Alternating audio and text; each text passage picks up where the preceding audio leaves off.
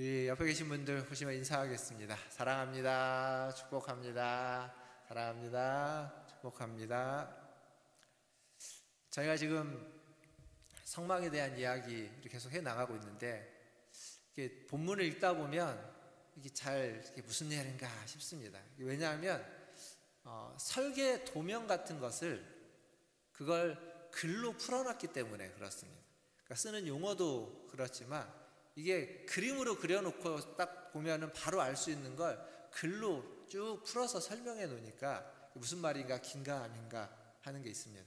근데 그게 별로 중요하진 않습니다. 왜냐하면 우리가 이것대로 뭘 만들 게 아니기 때문에 별로 중요한 건 아니기 때문에 이후에 이제 설명을 좀 들으면 될 것 같습니다.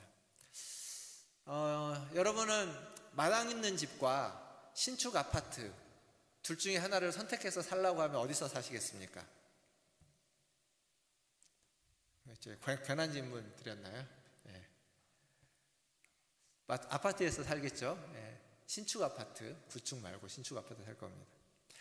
지금 우리가 살고 있는 시대는 아파트가 훨씬 더 좋은 주거 형태로, 주거 시설로 우리에게 인식되어져 있지만, 아파트가 우리나라에 처음 도입됐을 때 그냥 이렇게 한 동 한 동이 아니라 지금처럼 이제 타운형 아파트, 단지형 아파트가 처음 도입될 때는 아파트에 아무도 살려고 하지 않았습니다. 아파트에는 가난한 사람, 가난한 노동자들이 사는 곳이었습니다. 왜냐하면 집에 마당이 있고 마당에서 장도 담가야 되고 뭐 이것저것 해야 되는데 마당이 없습니다. 그리고 보통 옛날 집은 마당도 그렇지만 아파트가 확실하게 바뀌어졌다는 것 중에 하나가 뭐냐면 화장실이 집 안으로 들어왔습니다. 옛날 집은 화장실이 밖에 있습니다. 저도 어렸을 때 살았던 집은 화장실이 자는 곳하고 마당 건너편에 있었습니다. 그러니까 그런 의미에서 이 아파트는 지금과 과거는 굉장히 달랐다라는 거죠. 그러니까 예전에는 마당이 있는 집이 훨씬 더 좋은 집이었고 사람들이 살고 싶어 하는 어떤 형태였다고 이야기할 수 있습니다. 그러니까 집 하면 지금은 그냥 아파트를 먼저 떠올리게 되지만, 그리고 빌라도 비슷하죠. 마당이 없지 않습니까? 근데 옛날에는 집 하면 당연히 마당이 있는 집이었습니다. 마당이 없는 집이 존재하지 않았으니까요, 시골은. 우리가 지금 성경을 보고 있는데 이 성경의 성막이라는 것도 마찬가지입니다. 성막하면 제가 전에 말씀드렸죠. 좁은 의미로는 그 안에 있는 텐트가 쳐져 있는 지성소와 성소가 있는 것을 성막이라고 부릅니다. 물론 회막이라고 부르기도 합니다. 그게 좁은 의미인데 조금 넓은 의미로 보면 마당까지, 오늘 우리가 보게 되는 울타리를 쳐서 마당을 만들었는데 그 마당까지 포함해서 성막이라고 이야기합니다. 근데 좀 더 넓은 의미로 가면 그 성경에서 성막이라는 주제를 이야기할 때 한 가지 덧붙여서 나오는 게 있다고 했습니다. 그게 뭐냐면 대제사장의 의복과 관련된, 그에게 주어지는 어떤 것들과 관련돼서는 또 성막의 카테고리에 같이 넣어서 이야기하는 경우도 있습니다. 아주 확장시키면. 그러니까 오늘은 그 넓은 의미의 성막, 그래서 성막의 뜰에 대해서, 그리고 그 성막을 출입하는 출입문에 대해서 좀 같이 생각해 보려고 합니다. 성경시대, 성경의 이야기가 쓰여지는 지역을 보통 고대 근동지방 이렇게 표현한다고 말씀드렸죠. 그러니까 그 중동지방에는 유목민들이 많이 있습니다. 유목민이라는 건 이렇게 거처를 옮겨 다니면서 풀을 따라서 양을 쳐야 되니까, 가축을 쳐야 되니까 풀이 있는 곳을 따라서 거처를 옮겨갑니다.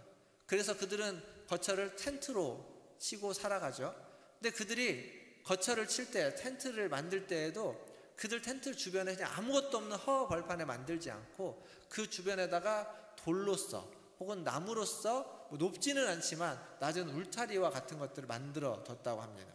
그러니까 오늘 성막에도 보면 울타리가 있는 겁니다. 울타리. 근데 무엇으로 만들었냐면 세마포 휘장이라는 걸로 만든 울타리가 있다. 9절 말씀을 한번 같이 다시 읽어보도록 하겠습니다. 오늘 9절입니다. 같이 읽겠습니다. 너는 성막의 뜰을 만들지니 남쪽을 향하여 뜰 남쪽에 너비가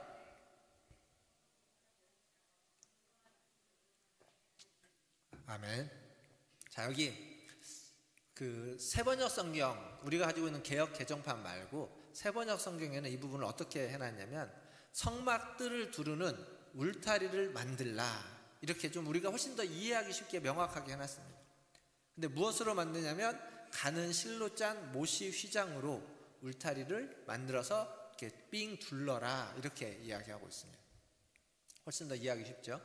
근데 그것이 남쪽이 길이가 어느 정도냐면 100규빗, 즉 다른 말로 바꾸면 우리가 이제 센티미터, 미터로 바꾸면 100규빗이면은 몇입니까? 45m 혹은 50m 그 정도 되는 겁니다. 그리고 남쪽이 그러면 북쪽도 동일하게 100규빗, 45m.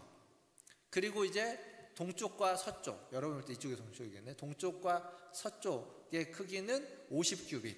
그래서 22.5m, 25m 이 정도 되는 크기로 만들려는 겁니다.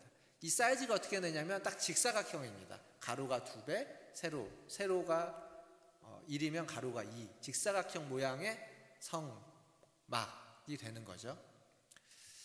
여기를요, 총 둘레를 다 따져보면 한 135m 정도 됩니다. 135m. 그리고 135m를 삥 둘레를 둔 걸 우리가 자주 쓰는 이제 몇 평으로 따지면 몇 평 정도 될까요? 100m에 그 50m, 100m가 아니죠. 100규빗에 50규빗 이렇게 되죠. 45m에 22.5m. 이걸 평으로 따지면 한 300평 정도 됩니다. 그러니까 성막이라고 하는 게 300평입니다. 크기가 한번 가늠해 볼 수 있죠. 우리 지금 본당이 몇 평 정도 되는지 아십니까? 이 본당이 본당이 100평이 좀 안 됩니다. 한 80평, 저쪽에 이제 빠지는 게 있으니까 한 80평에서 90평 이 정도 될까요? 그 정도 됩니다. 그러면 300평이면 100평이라고 잡고 여기에 3배 정도 되는 공간. 그러니까 그렇게 큰 공간이 아니다라는 걸 알 수 있습니다. 근데 이제 이걸 삥 둘러서 천으로 휘장을 쳐야 되면 그냥 천으로 어떻게 삥 둘러 놓을 수가 없잖아요. 그러니까 기둥을 세우는 겁니다. 5규빗마다.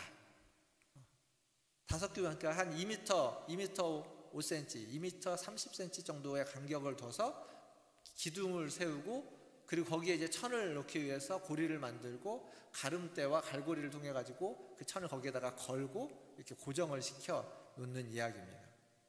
그게 지금 오늘 우리가 읽었던 이야기예요. 본문의 이야기입니다. 그리고 18절에 가보니까 그 뜰을 두르는 휘장인데 그 휘장의 높이를 이야기해 주고 있습니다. 얼마나 높게끔 울타리를 치느냐. 여기 5규빗이라고 이야기하거든요. 5규빗은 앞에 아까 기둥 사이도 5규빗이라고 했잖아요. 그게 2m 한 30cm, 2.25m 이 정도 되거든요. 그러니까 우리 키보다는 조금 높지만 그렇게까지 아주 높은 건 아닌 그 정도 높이, 밖에서 안이 잘 보이지 않는 정도의 높이라고 생각하시면 됩니다. 그렇게 휘장을 휘장을 통해서 울타리를 삥 둘러놓은 다음에 16절에 가보니까 뭘 만들려고 하고 있냐면 문을 만들려고 합니다. 자, 16절을 한번 같이 읽어보겠습니다. 16절입니다. 시작. 뜰 문을 위하여는 청색, 자색, 홍색 실과 가늘게 꼰 배실로 수노화장,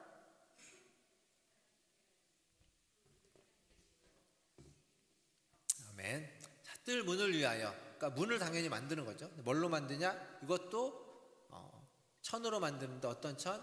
청색, 자색, 홍색 실을 꼬아서 만든 그 실로서 그 천을 만들어서 휘장을 만들어서 문에 두어라, 이렇게 이야기합니다.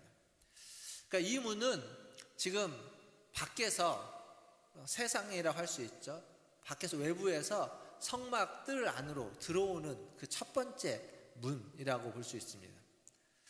제가 이미 이전에 그 지성소 휘장을 이야기하면서 이 휘장에 대한 이야기를 했습니다. 문에 대한 이야기를 했어요. 이 성막에는 총 3개의 문이 있다고 보시면 됩니다. 3개의 휘장. 첫 번째가 지금 보고 있는 이 성막의 출입문이라고 할 수 있죠. 그리고 안에 들어오면 이제 뜰에 있다가 뜰에서 성막이라고 하는, 성소라고 하는 그 텐트 안으로 들어가는 성막의 문, 성소의 문이라고 하는 휘장이 또 있습니다. 그리고 그 성소 안에 떡상과 등잔대와 분향단이 있는 그 성소 안에 있다가 이제 지성소로 들어가기 위해서 지성소의 문, 지성소의 휘장이 있습니다. 이 총 3개의 문이 있다, 세 개의 휘장이 있다라고 전에 이미 말씀드렸습니다. 그런데 이 세 개의 휘장은 동일한 재료로 만듭니다. 청색, 자색, 홍색 실로 만듭니다. 차이가 딱 하나 있습니다. 지성소의 휘장은 거기에다가 그룹, 천사의 문양을 더 수놓게 되어져 있고, 나머지 성소를 들어가는 휘장과 오늘 우리가 보는 이 출입문, 성막을 들어가는, 뜰을 들어가는 휘장은 동일한 재료로 동일하게 만들고 있습니다. 기억해 보시면 지성소의 휘장을 이야기할 때 그 휘장을 어떤 식으로 제가 표현했냐면 하늘의 문이다 라고 표현했습니다. 그러니까 덮개에 있는 것과 똑같은 모양을 만들었고, 그리고 그것과 연결되어서 휘장을 치도록 해놨습니다. 그 안은 하나님이 계신 곳, 하나님의 보좌가 있는 곳, 그러니까 하늘에 있는 하나님의 집무실을 이 땅으로 옮겨놓은 곳이기에 마치 그 각 나라의 대사관이 치외법권 지역인 것처럼 그곳은 하늘의 법이 적용되는 하늘과 같은 공간, 그래서 지성소를 통해서 들어가면 하늘을 들어가는 것과 같다라고 그때 말씀을 드렸는데, 근데 그 얘기를 고스란히 가지고 와서 그 얘기는 무슨 얘기냐면 그냥 이 지성소의 문만이, 지성소의 휘장만이 하늘을 들어가는 문이 아니라 넓게 보면 출입문부터 시작되는 겁니다. 오늘 보는 뜰의 문이라고 하는 이 뜰의 문, 그리고 성소를 들어가는 이 성소의 휘장, 그리고 지성소의 휘장은 어떤 의미로 동일하게 여기에서 밖에서 성막으로 뜰로 들어올 때에는 뜰에만 머무르기 위해서 들어오는 것이 아니라 궁극적으로 여기까지 가기 위한 것이기에 모든 문은 다 하늘을 향해 나아가는, 하나님이 계신 곳을 향해서 나아가는 문들이다라는 거죠. 그러니까 우리가 하나님을 만나러 나아간다라고 할 때 그건 그냥 교회를 온다라고 하는 표현으로 쓸 수도 있지만 결국 그것은 하나님을 향하여 만나러 간다는 건데, 그건 우리가 하나님을 향하여 나아간다, 하나님께 가까이 가기를 원한다, 하늘을 향하여 우리는 가까이 가기를 원한다 라고 하는 의미가 담겨져 있는 그러한 상징적인 표현이기도 하다는 겁니다. 실제적인 표현은 교회에 오는 거죠. 그리고 실제적인 표현은 예배하고 기도하는 겁니다. 근데 그 모든 것들이 의미하고 있는, 거기에 담겨진 의미는 하나님께 나아가고 하늘을 향하여 가고 있고 천국을 향하여 우리는 걸어가고 있는 여정이다 라고 하는 의미가 담겨져 있다는 겁니다. 이런 의미에서 이제 성막들을 만들어주는 울타리는 결국 세상과 성막을 구별되게 합니다. 공간적으로 구별해 놓는 거예요. 울타리를 쳐서 공간을 아예 구별해 두었습니다. 성경에서 거룩이라는 말이 있죠. 성경에서 거룩이라는 말은 그 1차적인 의미는 구별하다입니다. 구별하다. 거룩이라는 말. 그러니까 하나님은 하나님을 위하여서 구별된 모든 것을 다 거룩하다라고 이야기합니다. 그게 사람이 되었든, 그게 물건이 되었든, 그게 장소가 되었든, 그게 시간이 되었든, 혹은 그게 우리의 능력, 재능이 되었든, 지식이 되었든 하나님을 위하여 구별해낸 모든 것을 거룩하다. 성경 그렇게 이야기합니다. 그러니까 이 울타리로 세상과 성막, 하나님 계신 곳을 구별해 놓았기 때문에 그곳은 거룩한 곳이 되는 것입니다. 하나님에 의해서, 하나님을 위해서 구별된 공간, 거룩한 공간, 그게 성막입니다. 그러니까 성막의 뜰은 이미 구별된 공간입니다. 그러니까 아무나 들어올 수 없는 게 맞습니다. 그런데 성막들이 하나의 공간이죠. 아까 말씀드렸던 것처럼 그 한 울타리 안에 이제 텐트가 있고 물두멍과 번제단이 있고 출입문이 있고 뜰은 하나입니다. 근데 예수님이 태어난 시대에 그때에도 성전이 있었죠. 솔로몬의 성전이 무너지고 스룹바벨 성전도 사라지고 헤롯 성전이라고 하는 성전이 세워지게 됩니다. 근데 이 헤롯 성전은 굉장히 크게 지어졌는데 거기에서는 이 성막의 뜰을 하나가 아니라 여러 개로 확장시킵니다. 어떻게 확장시키냐면 출입문 밖에다가 안에 있는 뜰만큼의 크기로 뜰을 하나 더 만듭니다. 그리고 그 뜰은 여인의 뜰이라고 해서 유대인들 중에 여인은 성막 안으로 못 들어가, 수종드는 여인들 외에는 못 들어가니까 일반 여인들은 거기까지 올 수 있도록, 거기 그들이 올 수 있는 공간을 만듭니다. 그리고 헤롯은 유대인이 아닙니다. 이방인이지 않습니까? 그러니까 이방인들을 위하여, 잘 보시면 여기 지금 성막이 있어요. 성전이 있습니다. 성전만큼의 공간에 여인의 뜰을 만듭니다. 그리고 이 두 공간을 합친 크기만큼 아래에다가 남쪽에다가 뜰을 하나 더 만들고 북쪽에다가도 뜰을 더 만듭니다. 그러니까 엄청나게 확장된 거죠. 근데 그 뜰은, 남쪽과 북쪽에 있는 뜰은 무슨 뜰이냐면 이방인의 뜰이라고 합니다. 그러니까 성막의 뜰이 원래 하나였는데 이걸 여인의 뜰, 이방인의 뜰로 확장시키고, 그리고 이방인들은 이 성막에 들어오지 못하도록, 이 성전이 있는 곳에 들어오지 못하도록 담을 쌓았는데, 담의 높이가 아까 그 울타리는요, 성막을 할 때 울타리는 2.3m, 2.25m 정도여서 우리의 시선의 안에 안 보입니다. 그런데 이방인의 뜰에서 성막, 성전은 높이가 한 1.5m 전후로 만들었기 때문에 눈높이로 보여요. 안쪽이 뭐하고 있는지 볼 수 있도록 만들었습니다. 근데 거기에 경고의 팻말이 하나 붙어 있죠. 뭐라고 붙어 있냐면 이 담을 넘어오는 자, 이 담을 넘어 이 안으로 들어오는 자는 죽음을 면치 못한다. 그게 하나의 불문율입니다. 율법이에요. 하나의 율법. 그래서 넘어오지 못하도록. 이게 지금 뭘 의미하는 거냐면 이 부분에 대한 해석을 좀 다르게 하는 분들이 있어요. 근데 그분들에 대한 해석이 좀 옳지 못한 부분이 있는데, 이게 이야기하는 건 뭐냐면 유대인들은요, 여인들과 이방인들을 철저하게 차별하고 있음을 보여주는 하나의 증표입니다. 그러니까 자기네들이 있는 공간에 절대 못 오도록, 그리고 심지어 이방인들은 그걸 넘어오면 죽여도 되는 존재로 그들은 이방인을 혐오하고 있었다는 거예요. 차별하고 있었다는 겁니다. 근데 이제 성경을 잘 보면요, 성경에 보면 수많은 전쟁을 통해서 이방인들, 가나안 족속들을 하나님이 멸하라고 하는 본문들이 분명히 있습니다. 그들 굉장히 죽어 마땅한 존재로 이야기하는 본문들이 있어요. 부인할 수 없습니다. 그러나 그 본문만 있는 것이 아니라 이방인이 하나님 앞에 나올 때 그들을 받아주라는 본문도 또 얼마든지 있습니다. 모압 사람들은 하나님의 여호와의 총회, 유대인의 그룹에 들어올 수 없다라고 하는 말씀이 있지만, 그 말씀이 있는 그 뒤에 나오는 성경은 뭐냐면 룻기입니다. 룻기. 사사기를 지나서 룻기의 룻은 모압 여인입니다. 그리고 출애굽할 때 유대인들만 나온 것이 아니라 수많은 이방 사람들, 이집트 민족들로 함께 나왔습니다.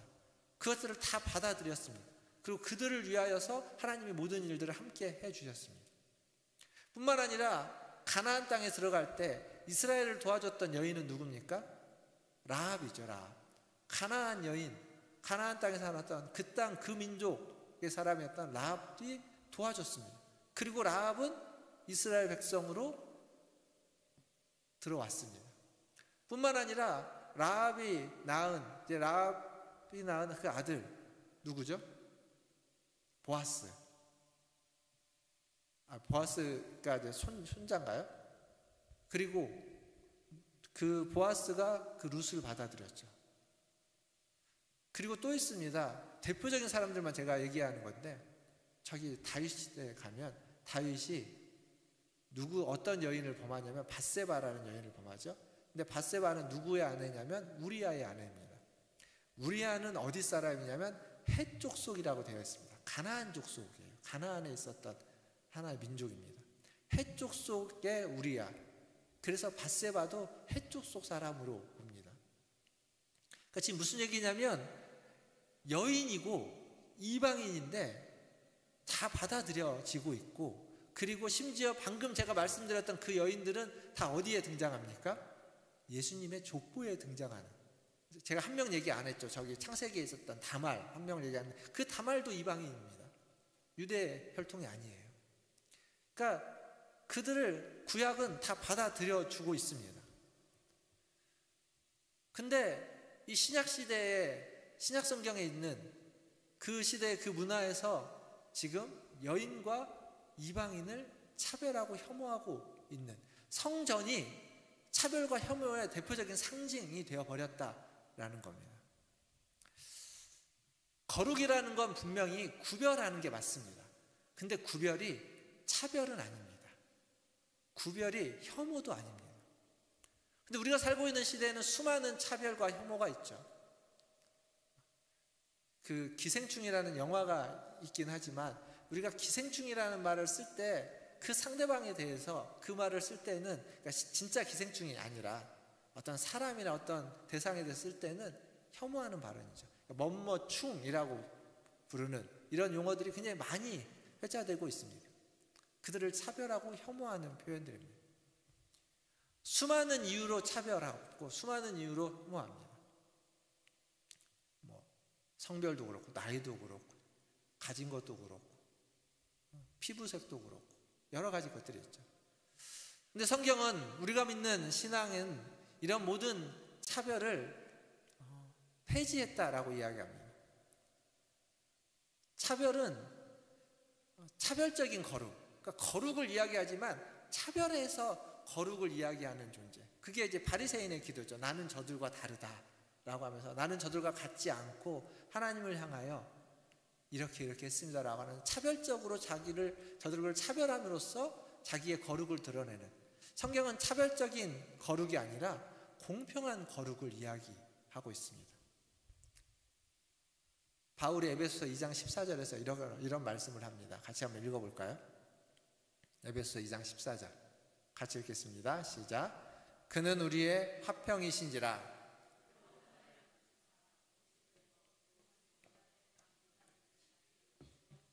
아멘. 자, 여기 중간에 막힌 다음에 아까 제가 얘기했던 이방인과 유대인, 성전의 이방인의 뜰과 성전 성막의 그 막힌 담을 이야기합니다. 그걸 지금 헐었다라는 거죠. 그러니까 이방인과 유대인을 차별하는 그 담을 주님은 허셨습니다. 즉 다른 말로 바꾸면 거기에 쓰여졌다는 경고문을 주님은 찢으신 겁니다. 그리고 그것은 휘장, 지성소의 그 휘장이 찢어짐으로써 상징적으로 보여주는 일이다라고 볼 수 있습니다. 그러니까 예수 그리스도는 모든 차별, 모든 혐오를 다 허물어 버렸습니다. 그러한 담을 했습니다. 누가 더 거룩하고 누가 덜 거룩한지 그런 것들을 다 없애버렸습니다. 어떤 이는 믿는 자는 깨끗하고 믿지 않는 자는 더럽다 이렇게 말하지 않습니다. 오직 예수 그리스도 안에 있는 자는 누구나 다 동일하게 거룩한 자다라고 이야기합니다. 예수 그리스도 그럼 밖에 있는 자는 더러운 자냐? 성경은 더럽다는 표현을 쓰지 않습니다. 부정하다고 표현합니다. 근데 부정하다는 건 더럽다라는 의미가 아닙니다. 거룩하지 않다라는 의미다 라고 제가 레위기 설교하면서 여러 번 말씀드렸습니다. 부정한 것 안에 더러운 것과 그렇지 않은 것이 있다라고 말씀드렸죠. 부정하다는 말 자체가 더럽다라는 의미는 아닙니다. 어쨌거나 지금 레위기가 아니니까 예수님 안에서 우리는 동일한 공평한 거룩을 받았습니다. 그리고 그 거룩을 우리는 지키기 위해서 주님이 자신의 육체로 열어놓으신 새롭고 산 길을 따라 살아가야 됩니다. 따라서 살아가기 위해서 두 가지를 좀 기억하면 좋을 것 같습니다. 두 말씀인데요. 베드로전서 1장 15절과 16절 이 말씀을 한번 같이 보겠습니다. 베드로전서 1장 15절 16절입니다. 같이 읽겠습니다. 오직 너희를 부르신 거룩한 이처럼 너희도 모든 행실에 거룩한 자가 되라. 기록되었으되 내가 거룩하니 너희도 거룩할지어다 하셨느니라. 거룩하라는 명령입니다. 우리의 모든 행실이 거룩하라 라고 하는 명령, 이 명령에 순종해야 되겠죠. 그리고 9장 23절, 누가복음 9장 23절, 누가복음 9장 23절 같이 읽겠습니다. 또 무리에게 이르시되 아무든지 나를 따라오려거든 자기를 부인하고 날마다 제 십자가를 지고 나를 따를 것이니라. 아멘. 여기 우리의 모든 차별적인 생각, 혐오적인 생각을 버려야 되는데 자기를 부인한다 라고 하는 것이 내가 생각하는 그런 것들을 내려놓으라 라는 얘기입니다. 차별과 혐오뿐만 아니라 우월한 생각들을 내려놓으라는 겁니다. 저 사람보다 내가 더 낫다는 생각, 저 판단보다 내 판단이 더 낫다는 생각, 저보다 내가 더 거룩하고 하나님을 잘 알고 믿고 하나님의 뜻대로 살려고 한다라고 하는 그러한 생각들을 다 내려놔야 됩니다. 사랑하는 성도 여러분, 종교개혁자 마틴 루터가 여러 가지 종교개혁의 어떤 사상들을 이야기했는데 그 중에 우리의 실제적인 삶과 연결되는 중요한 주장 중에 하나는 뭐냐면 만인제사장입니다. 만인제사장. 만인제사장은 모든 성도가 다 제사장이라는 이야기입니다. 동일하다는 겁니다. 우리가 다 함께 부름받은 자는 그리스도 안으로 부름받은 모든 자들은 계급과 차별이 없는 겁니다. 똑같다라는 겁니다. 오직 대제사장이신 예수님 한 분만 계시고 우리는 모두 그 아래에서 동일한 제사장들입니다. 단지 역할의 차이는 있습니다. 제사장들도 하는 역할의 차이가 있는 것처럼 우리도 저는 여기 와서 여러분들에게 설교를 하고 예배를 인도하는 역할이 있고 여러분은 다른 역할들이 주어져 있는 겁니다. 우리는 동일한 주 안에서 동일한 제사장이지만 각자의 역할의 차이가 있는 자들일 뿐입니다. 사랑하는 성도 여러분, 우리 모두는 예수 그리스도의 피로 구원받은 귀한 존재들입니다. 또한 하나님이 자기의 제사장으로 삼아주신, 그래서 매우 귀한 존재라는 사실을 우리가 알고 있기를 바라고 계시는 줄 믿습니다. 여러분이 그리스도 안에서 구원받은 귀한 자이고 하나님의 제사장으로 하나님이 세우신 매우 귀한 존재라는 걸 믿으시기를 주님의 이름으로 축원드립니다. 그리고 이제 마지막 27장의 뒤에 있는 두 구절을 짧게 좀 같이 보도록 하겠습니다. 20절과 21절인데요. 마지막 두 구절 같이 읽겠습니다. 20절, 21절 시작. 너는 또 이스라엘 자손에게 명령하여 감람으로 짠 순수한 기름을 등불을 위하여 내게로 가져오게 하고 끄지 않게 등불을 켜되 아론과 그 아들들로 회막안 증거계 앞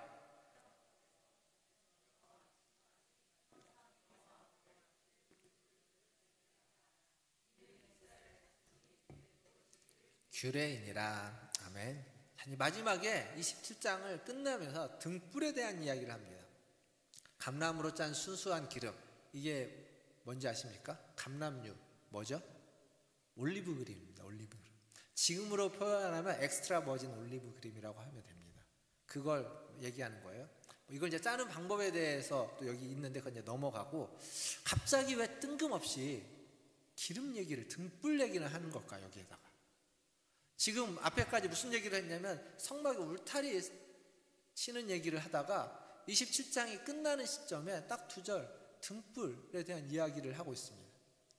그리고 28장부터 무슨 얘기가 시작되냐면 대제사장의 이야기가 시작됩니다. 제사장의 의복 이야기가 시작돼요. 근데 여러분, 28장과 29장이 대제사장의 의복과 관련된 이야기를, 제사장 이야기를 쭉 하다가 29장이 딱 끝나고 30장에 딱 들어가면 또 무슨 얘기를 하는지 아십니까? 등불 얘기를 또 합니다. 사실 이 등불, 이 기름 얘기는요, 어디가 있어야 맞냐면, 우리가 앞에서 봤는데 출애굽기 25장에 가보면 성전에 여러 가지 성막의 여러 기구들을 이야기할 때 등잔대 얘기를 하는 데가 나옵니다. 이 본문은 거기 들어가 있어야 맞습니다. 등잔대에 필요한 기름 얘기이기 때문에. 그런데 잘 보면 기름 얘기인데 기름 얘기만 하지 않고 누구의 얘기를 하냐면 제사장이 어떠한 역할을 해야 되는지, 제사장의 임무, 역할에 대해서 이야기해주고 있습니다. 그리고 제사장 이야기가 쭉 나오고 뒤에 가면 또 등불 얘기를 통해서 제사장이 어떤 존재이고 뭘 해야 되는지를 말합니다. 이 두 가지 등불 얘기가 제사장 이야기를 감싸고 있어요. 결국 제사장은 어떤 존재인가, 제사장은 무엇을 해야만 하는가를 지금 말해주고 있는 본문이 이 두 절과 뒤에 있는 30장에 있는 또 9절이라고 말씀드릴 수 있습니다. 누가 제사장이죠? 내가 제사장입니다. 여러분이 제사장입니다. 지금 앞에서 제가 말씀드렸잖아요. 우리는 다 동일한 제사장으로 부름받았다고. 그러니까 지금 이 얘기는 우리가 무슨 일을 해야만 하는, 우리가 어떤 존재인지, 우리가 어떤 역할을 해야만 하는지를 말해주고 있는 건데, 그 역할이 뭐냐면 등불을 지키는 겁니다. 불을 지켜내는 거예요. 불을 꺼트리지 않는 겁니다. 불은 왜 켭니까? 불을 켜서 말 아래 두지 않고 산 위에 등경 위에 든다고 하는 이유는 뭡니까? 빛을 비추기 위해서입니다. 그러니까 제사장이 하는 역할은 빛을 비추는 역할이다라는 겁니다. 그래서 예수님이 마태복음 5장 14절 말씀에 뭐라고 이야기합니까? 이것도 한번 보겠습니다. 마태복음 5장 14절 읽겠습니다. 시작. 너희는 세상의 빛이라. 산 위에 있는 동네가 숨겨지지 못할 것이요. 너희는 세상의 빛이다. 그러니까 제사장이라고 하는 이 말, 너희는 제사장이다 라고 하는 이 말은 그래 나는 제사장이야 라고 하고 그냥 끝이 아니라 너희는 세상의 빛이다 라고 하는 말과 동일한 이야기입니다. 빛이다. 빛을 비춰야 되는 거죠.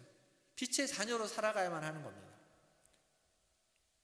건강한 신앙을 가지고 있다면 어디에 있든지 어떤 상황에 처해 있든지 우리는 빛의 자녀로서 빛의 자녀답게 살아가야만 합니다.